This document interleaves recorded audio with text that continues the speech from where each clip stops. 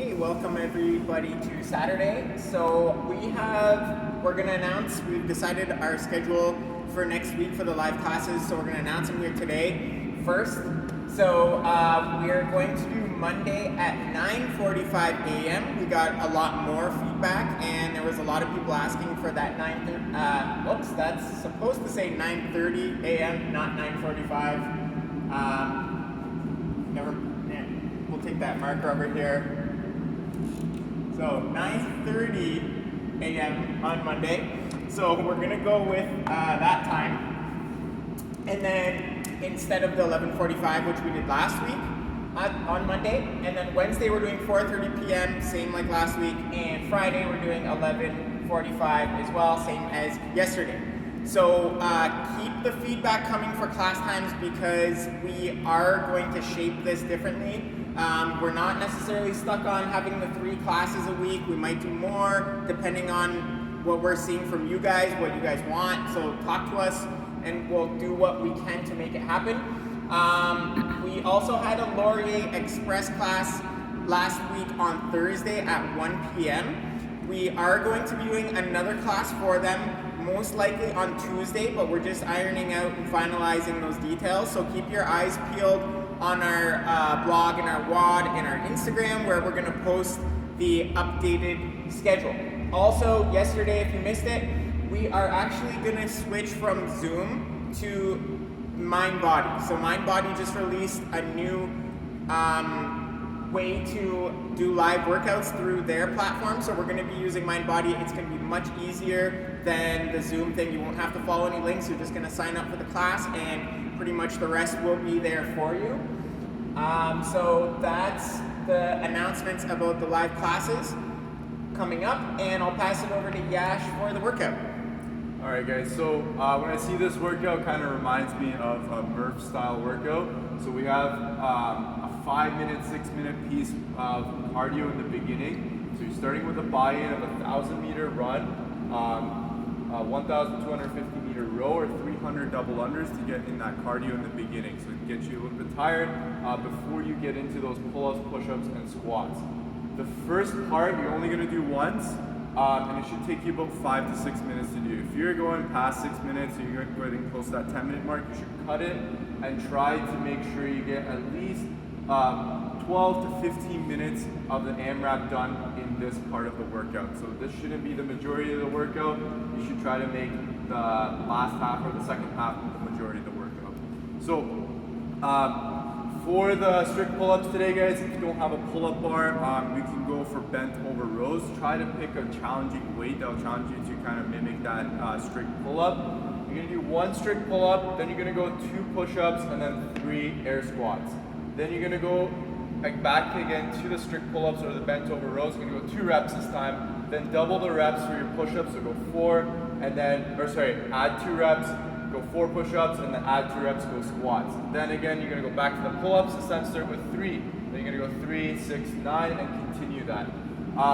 Might be a little bit hard to memorize it off the top of your head, so a good thing would be to write down the reps on a piece of paper, kind of map it out for yourself, and then if you want to scratch off each round once you finish it, it'll be a lot easier for you to think about instead of trying to memorize what number you are on during the workout. So again, we will also have a link for the pull-ups. So if you want to kind of make a makeshift kind of pull-up station at home or supine station, we'll have a link underneath in the description that you can follow to kind of make one at home.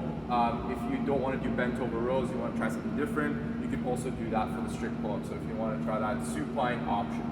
Other than that, guys, hope you guys enjoy the workout. I'm going to pass it over to Chris for the afterburner. All right, for the afterburner today, guys, we are getting that core fired up here.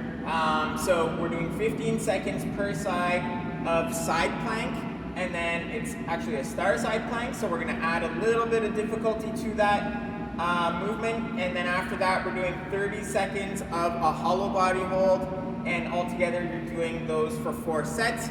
We'll take you through all of those movements and so much more in the following videos. Alright guys, so let's get warmed up for the workout. We're going to start off with a 2-minute run, row, bike, or skip just to get that heart rate up.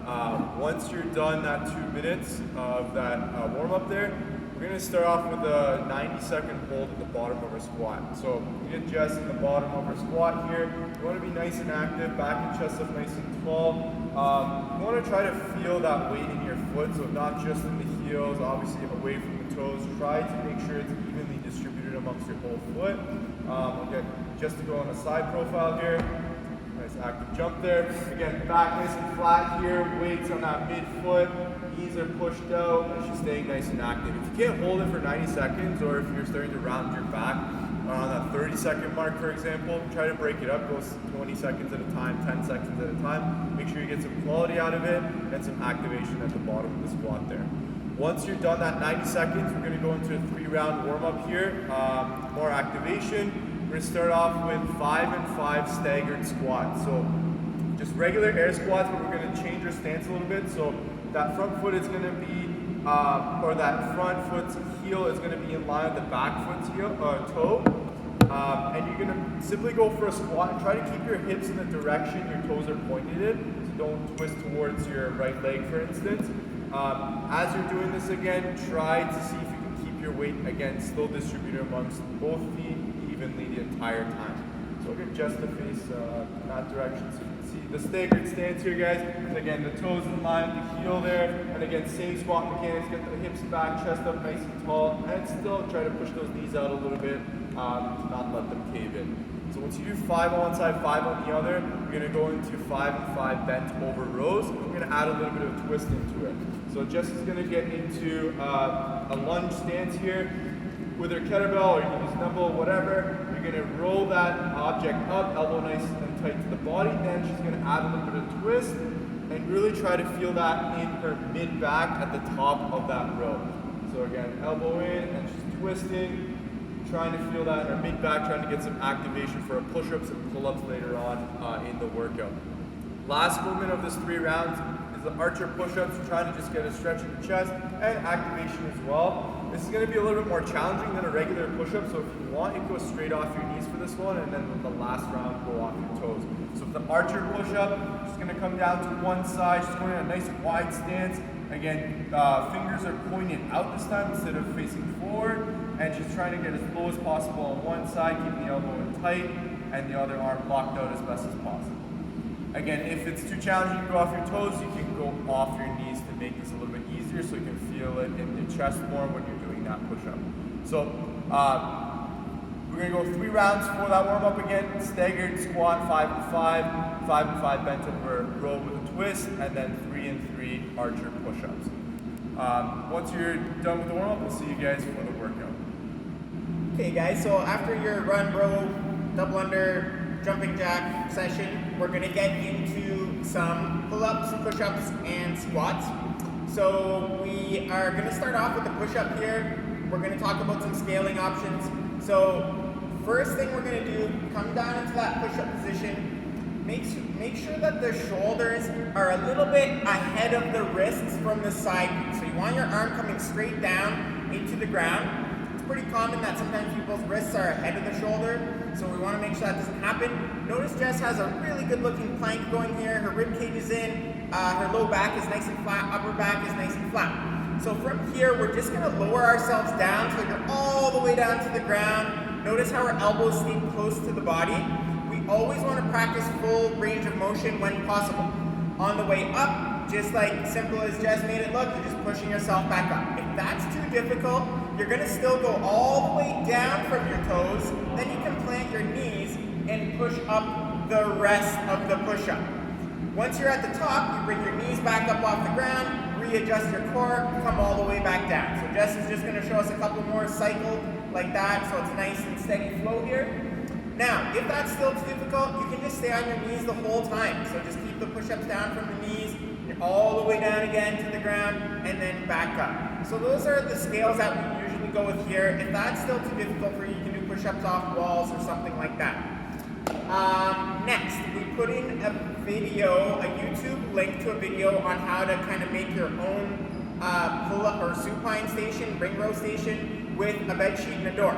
So we're going to show you how to do that. Of course, we're going to use our rings here. But think about that same thing. So the bed sheet's going to be coming out of the door. You're going to lean back and extend your arms fully, holding onto the bed sheet. You're going to think about first engaging the muscles between your shoulder blades by pinching them together, and then you're going to bring yourself in towards the door. And notice how Jess's shoulder blades are really squeezed together here before she lowers herself back down. Elbows also stay close to the body here. We don't want your elbows flaring out here. Elbows nice and close, so she's showing the elbow flare out. We don't want that. Keep the elbows tight. Try to really feel those muscles in the upper back. Sometimes we cheat a little bit by using our arms too much for this movement, but I want you guys to really focus on your backs. Enjoy the workout. We'll see you for the afterburn. We're going to get into an afterburn next, so we're doing 4 rounds of some side planks. We're doing the star side plank this time, 15 seconds per side. So you're just going to start off on a side plank. You can do this from the forearm or from the extended arm. The Yash is going to demonstrate from that extended arm. So this is a normal side plank. For the star, what we're going to do, raise an arm and a leg. So we're going to hold that position, trying to again keep that butt tight. You're also pushing that hip up nice and high in the air. You're going to feel this in the core, of course, and you're also going to maybe feel it in the legs, hips, adductors, and so on. To make that easier, again, you can go on the forearm as well, and that way it'll be a little bit easier to get into that position if that's too difficult for you.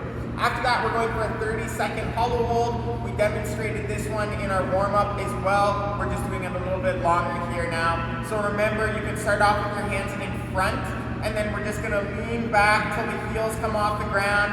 You can see that Yash's shoulder blades are rolled in and up off of the ground. That rib cage is tucked in tight. You're really feeling that core. To progress this movement a little bit harder, you can start bringing the hands up. If it feels even good, you can go all the way overhead, which Yash is in that position right now. Main point here, guys, just really feel that core burn. Thanks a lot, and we will see you tomorrow.